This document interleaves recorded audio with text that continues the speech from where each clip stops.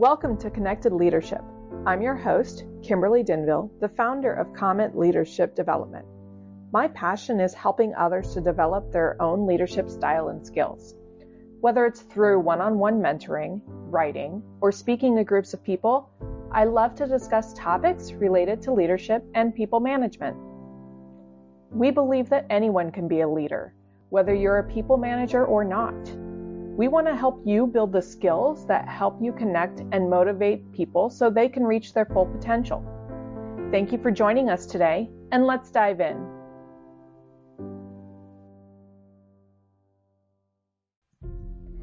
I am a tracker, a counter, one who likes to measure things, even if I don't always go back and review my progress.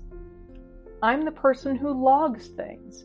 How many pages and what books have I read, or how much water I've had to drink. When I have personal appointments on my calendar, like going to the gym or meditating, I update them after the fact to show how much time I actually spent doing things. I'll admit, I'm even weirder than that. I randomly count things.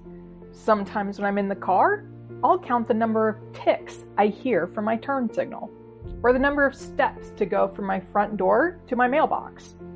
It's 58 on average, in case you're wondering. I don't do things with these numbers, but I have them.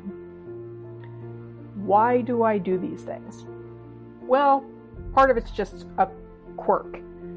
But these actions also help to reinforce the things that I believe about myself, and they confirm the statements that I make to others. I'll admit, I don't normally tell people how far it is from my house to the mailbox. But, as an example, I'm a reader. Yeah, if you look at my office, you'll see I'm surrounded by books, and don't even guess at how many are on my Kindle. But my tracking shows that I do actually read and not just own a lot of books. I have concrete evidence that I am a reader, and sometimes I read a lot. I'm well hydrated, apparently. I do work out, and when I go to the gym, I'm there from anywhere from 45 to 90 minutes. And I try to meditate, but my data shows I'm not always consistent about it. I can make these statements and I can back them up, because nobody has anything better to do than to question these silly, inconsequential things I've listed.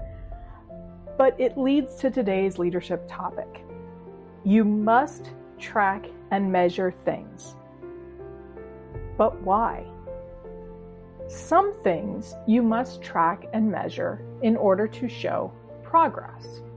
Hey, when we implemented our updated training program, we saw attrition drop by 10%. Sales improved by 5% when we started posting videos of our products instead of just pictures. We saw customer satisfaction improve by 20% when we were able to respond to their queries in under 3 minutes. If you don't track it, you can't measure it. And if you don't measure it, how do you know that something has changed? I've had people tell me, well, this is taking longer because. And then when I asked them for data to help back up that statement, they couldn't prove anything. They were running on instinct. There is nothing wrong with instincts, but you can't base all of your business decisions on them. There are some things that I track that are less quantifiable. However, I still do it because then I have evidence for the things that I believe about myself, my team, or my environment. I monitor how long it's been since I've messaged or talked to someone that I know. Do I follow through on the connections that I claim are important to me? I track what priority tasks I complete in the day and which tasks keep getting pushed off to some other time. Do I really take care of my priorities? I pay attention to who I am currently mentoring and what are they getting out of it. Am I actively advancing the growth and development that I champion with others? And I journal briefly at the end of every week.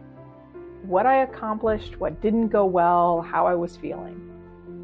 If I ever start to feel like everything is failing, do my logs back that up? Or am I just getting bogged down in small negatives and an overall bad mood? So I'll say it again. You must track and measure things.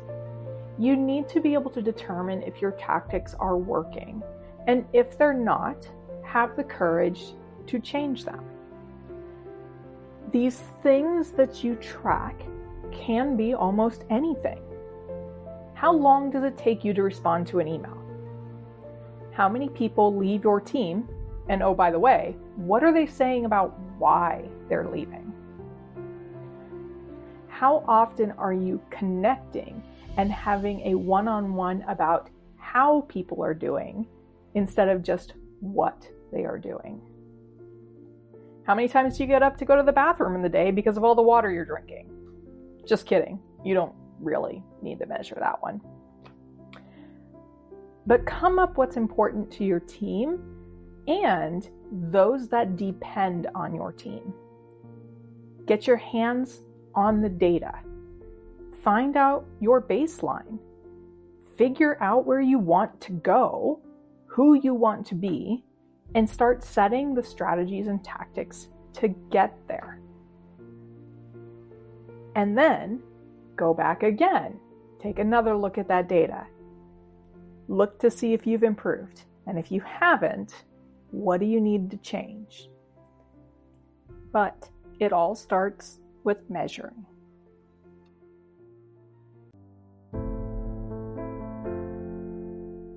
That's all for this episode. Thank you for joining in and listening.